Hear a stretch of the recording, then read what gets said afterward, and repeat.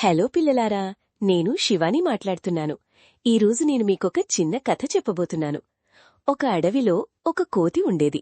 అది చాలా అల్లరిది, ఇంకా చాలా మాటలు చెప్పేది. ప్రతిరోజు అది అందరికీ ఈ అడవిలో నేనే బెస్ట్, ఫాస్ట్ మరియు స్ట్రాంగ్ అని చెప్తూ ఉండేది.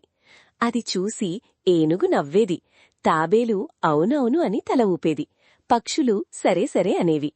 ఒకరోజు కోతి పెద్దగా చెప్పింది, నేనొక చెట్టు నుంచి మరో చెట్టుకి ఒకేసారి దూకగలను. అది విని అందరూ ఆశ్చర్యపోయారు. అయితే చూపించు అని ఏనుగన్నది. అప్పుడు కోతి కొంచెం టెన్షన్గా ఫీలయింది. ఇప్పుడేనా? కొంచెం తర్వాత అని తప్పించుకుంది. కాని అందరూ ఇప్పుడే చూపించు అని ఇన్సిస్ట్ చేశారు. కోతి ఒక చెట్టు మీదకి ఎక్కింది. మొదటి చెట్టు నుంచి రెండో చెట్టుకి చూసింది. అది కాస్త దూరంగా ఉంది. కాని తన మాటల వల్ల వెనక్కి తగ్గలేకపోయింది.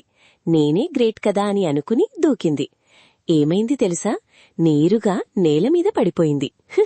అంతే, అందరూ ఒక్కసారిగా నవ్వేశారు. అప్పుడు ఏనుగన్నది, మాటలు చెప్పడం సులువు, చెయ్యడం కష్టం. కోతి సిగ్గుతో తల వంచింది. ఇక మీదట నేను మాటలు కాదు, పనులు చేస్తాను అని చెప్పింది. ఆ రోజు నుండి అడవిలో ఒక పాఠం అందరికీ తెలిసింది. మాటలు కాదు, పనులే మన విలువను చూపిస్తాయి. ఇదే ఈరోజు మన కథ.